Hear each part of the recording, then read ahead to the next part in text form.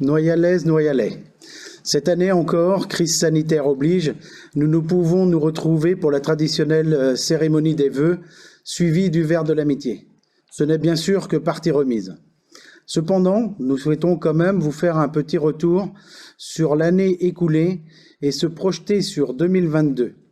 Nous avons choisi de le faire via cette vidéo en se disant que pour 2023, nous nous retrouverons dans la salle Artus.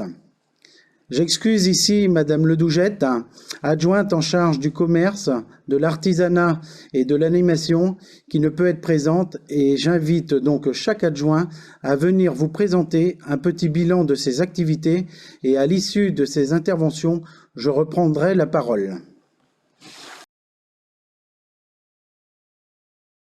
Bonjour à toutes et à tous. Donc Laurent Nicolas, adjoint à la commission consultative. À l'initiative de l'équipe municipale en place, la commission consultative continue de se développer. L'objectif est de donner la parole aux citoyens noyalais en favorisant le dialogue, les échanges entre les habitants et les élus sur des thématiques diverses et variées. Ces rencontres ont pour objet d'éclairer les décisions des élus. C'est un engagement fort de la municipalité.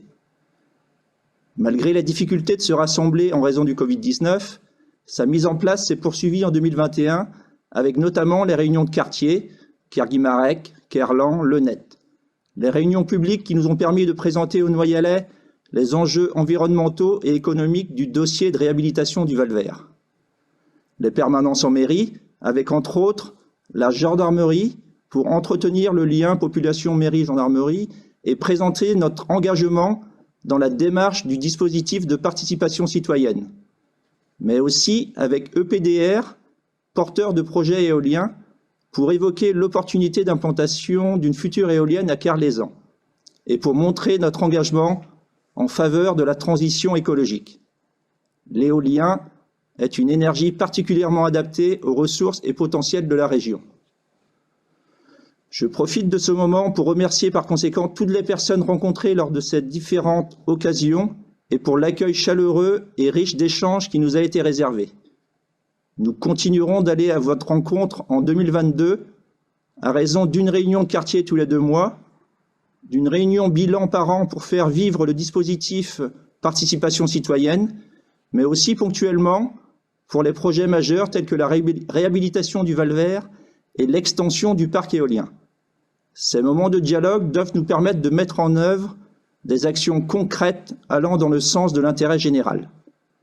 En espérant vous rencontrer au plus vite, je vous souhaite une bonne année 2022 et surtout une bonne santé. Bon, je me présente, Corbel Patrice, adjoint au sport et l'association. Finalement, l'année 2021 a été globalement positive. Après un premier semestre difficile suite aux restrictions, l'été a permis à nos clubs de pouvoir s'entraîner et la reprise des compétitions ont pu avoir lieu dans de bonnes conditions. Dans le cas des travaux sportifs, des locaux sportifs, des travaux ont été réalisés. Le sol de la selle Perceval a été remis en état et est comme neuf, à la satisfaction des utilisateurs. Les câbles de sécurité des paniers de basket ont été changés aussi.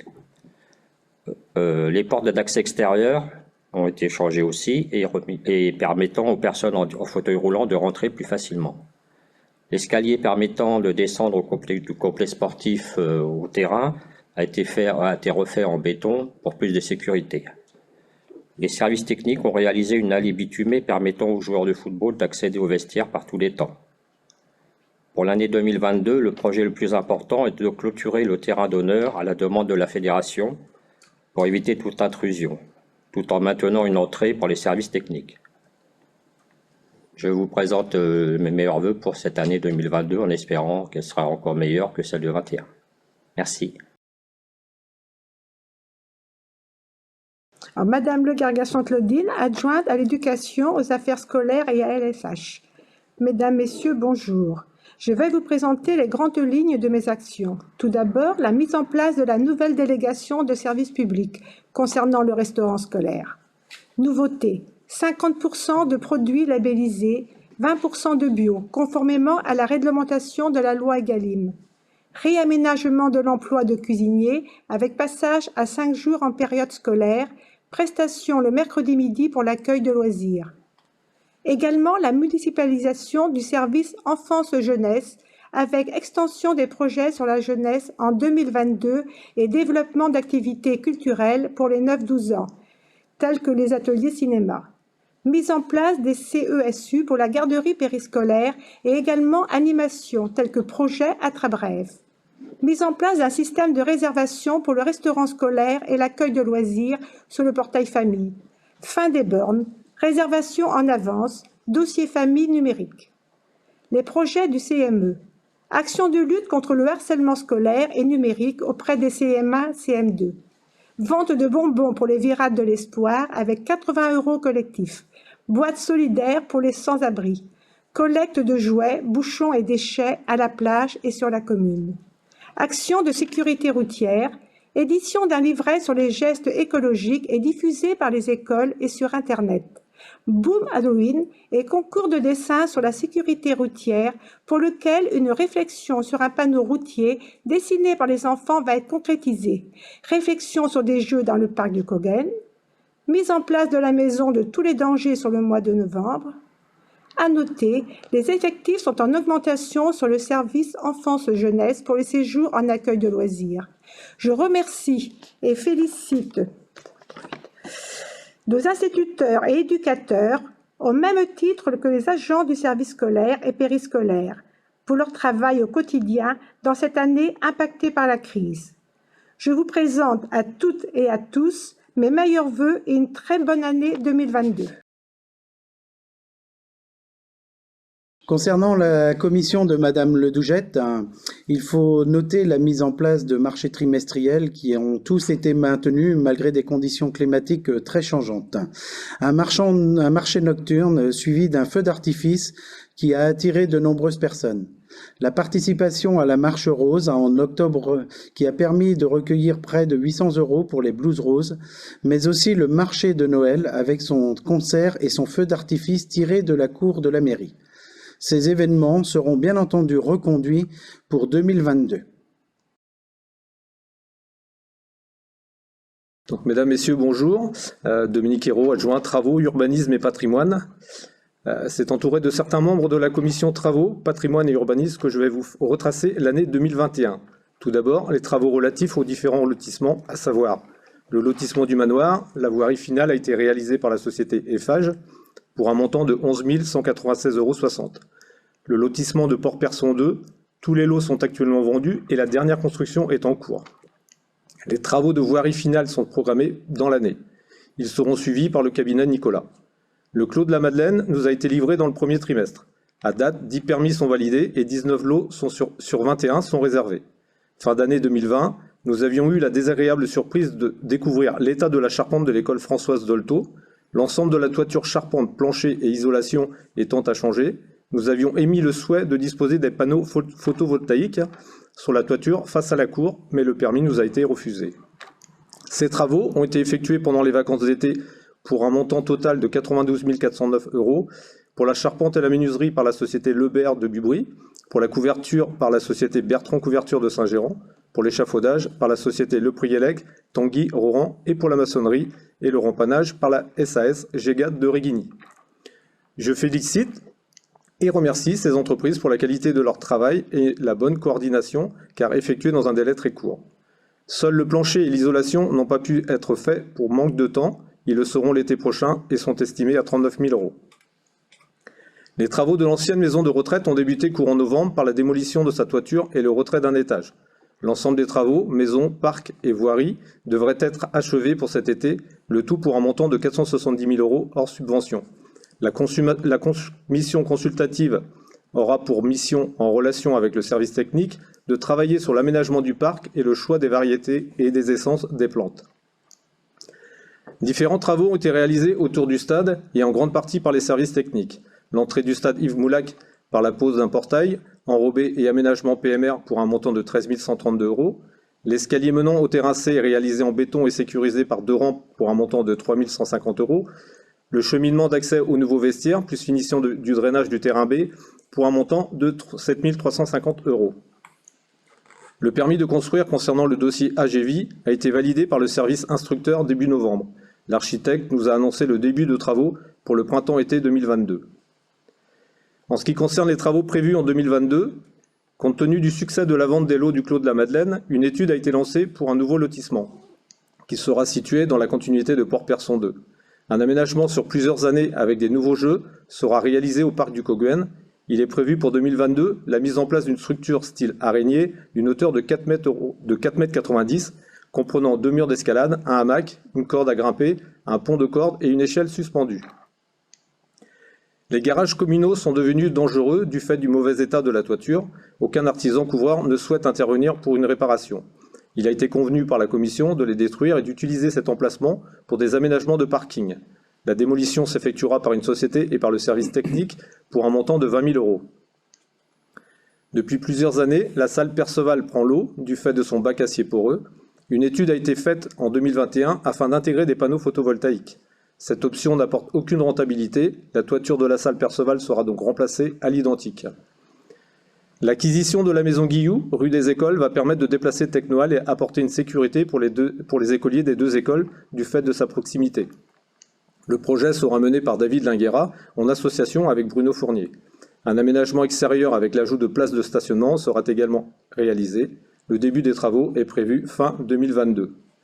Concernant le patrimoine, une étude complète sera réalisée dans l'année afin d'estimer les travaux qui seront effectués à la chapelle de Poulverne, à l'église et à la chapelle de Sainte-Noyale. À réception des devis et des subventions, nous mettrons en place un planning de rénovation. Je remercie et félicite le travail accompli par tout le personnel des services administratifs et techniques de la commune, encadré par Gwenaël Raymond et David Linguera, sans oublier Patrick Maudo, qui a rejoint le camp des retraités en cours d'année. Avec les membres de la commission, je vous présente à toutes et à tous, Noyalaises, Noyalais, mes meilleurs vœux. Prenez soin de vous et de vos proches. Bonjour à toutes et à tous. Cette année 2021 pour la commission Voirie, Agriculture, Environnement fut riche en travail au profit des Noyalaises et des Noyalais.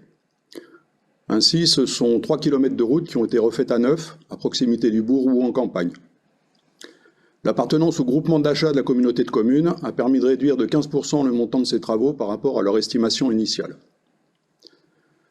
Dans le cadre d'une opération départementale initiée par Morbihan Énergie, nous avons procédé au remplacement de 50 luminaires vieillissants.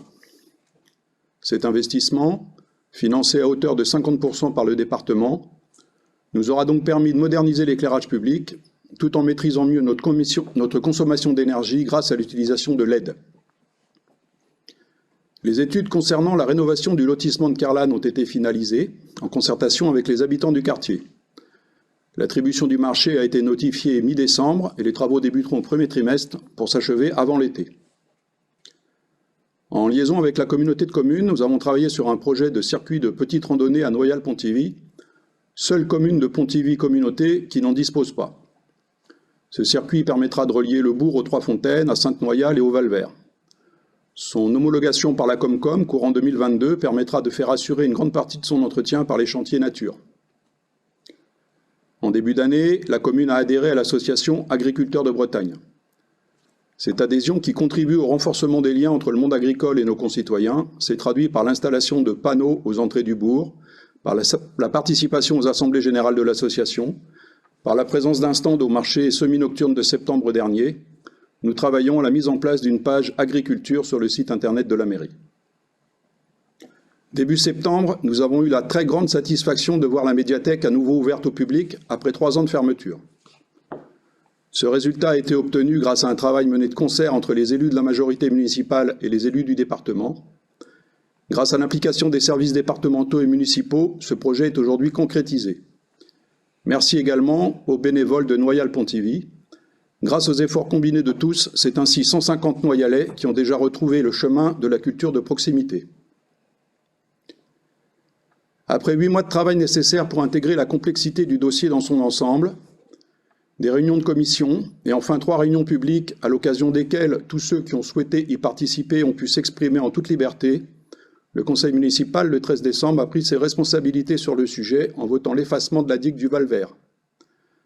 Nous allons maintenant entamer la réflexion, en association avec les Noyalais par le biais de la commission consultative, sur ce site que nous souhaitons réhabiliter de façon pérenne, notamment sur le plan des finances publiques. Le Val-Vert mérite de retrouver une attractivité perdue depuis de nombreuses années. En 2022, nous investirons de façon éco-responsable dans l'aménagement de la zone humide et d'espaces sportifs, ludiques et pédagogiques pour en faire un lieu pour tous, accessible à tous. Comme disait Voltaire, une bonne année répare le dommage de deux mauvaises. Je souhaite donc à chacune et à chacun d'entre vous une très belle et bonne année 2022. Qu'elle porte le fruit de 2 années d'efforts collectifs et soit pour nous l'année des retrouvailles et des joies vécues ensemble. Mesdames, Messieurs, bonjour. En 2021, la commune a souhaité mettre en place une mutuelle de santé et ainsi s'engager dans une démarche solidaire en favorisant l'accès aux soins pour les Noyalais qui le souhaitent. Les 2 organismes choisis proposent à toute personne habitant à Noyal, sans condition d'âge, sans période de carence et sans questionnaire médical, de pouvoir adhérer à une mutuelle santé pour des tarifs privilégiés. Cette démarche n'engendre aucun coût pour la commune qui ne joue qu'un rôle d'initiateur dans la mise en place de la mutuelle communale. L'adhésion est une démarche volontaire et personnelle des administrés. Pour obtenir des informations et des tarifs en lien avec ces prestations, des permanences sont organisées à la mairie par ces 2 organismes. Concernant le budget de 2021, concerté en commission des finances et voté en conseil municipal, nous avons intégré la stabilité globale des concours financiers de l'État, la réforme de la taxe d'habitation et le maintien de la compensation par Pontivy-Communauté, ainsi que le maintien des recettes fiscales, conduisant à optimiser les dépenses et à maîtriser les coûts de fonctionnement de services. Le montant des nouveaux investissements inscrits au budget de 2021 s'élevait à 1,8 million, dont certains seront reportés en raison de la crise sanitaire, avec un besoin de recours à l'emprunt d'environ 650 000 €. Concernant le CCAS, son service d'aide et d'accompagnement à domicile emploie 18 agents sociaux, dont une coordonnatrice et un agent administratif. Notre service intervient également sur les communes de Saint-Thuriau et de Saint-Géran. Les interventions représentent environ 13 000 heures à l'année et concernent tous les actes de la vie courante. Aide au lever, soins de nursing, aide au repas, aide au coucher, contact avec les personnes isolées et entretien des locaux. C'est avec grand plaisir que cette année, nous avons pu partager le repas de Noël avec les Noyalais de plus de 70 ans, invités par le CCAS. Je remercie les membres du conseil d'administration pour leur participation assidue et leur aide à la réussite de ce repas. Espérons que l'année 2022 nous permette, elle aussi, de partager de nombreux moments conviviaux. Je vous souhaite une très bonne année et permettez-moi aussi de vous citer Victor Hugo. Saluons ensemble cette nouvelle année qui vieillit notre amitié sans vieillir notre cœur.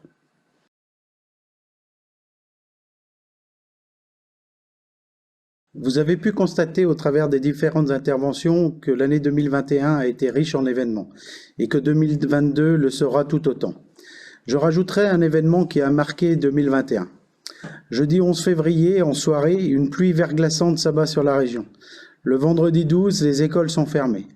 Je voudrais remercier à ce titre Madame Sophie Evin et Monsieur Camille Lecoq de Poulverne qui ont été secourir à une dame avec ses 2 enfants pris au piège sur la route, sachant que les secours ne pouvaient se déplacer et que Monsieur Lecoq a même hébergé la famille pour la nuit. Merci à eux. 2022 commence malheureusement comme 2021 et nous place dans une situation où il est difficile de se projeter. Certaines manifestations commencent à être annulées lorsqu'un rassemblement est prévu. La vaccination avance, mais le virus suit son chemin. Il faut s'adapter et essayer de l'anticiper. Nous devons poursuivre nos efforts. Cette année sera aussi une année avec une double élection. Nous allons être amenés à élire notre président de la République et nos députés pour 5 ans. Espérons que ces élections pourront se dérouler dans de bonnes conditions et que nous pourrons retrouver un niveau important de participation.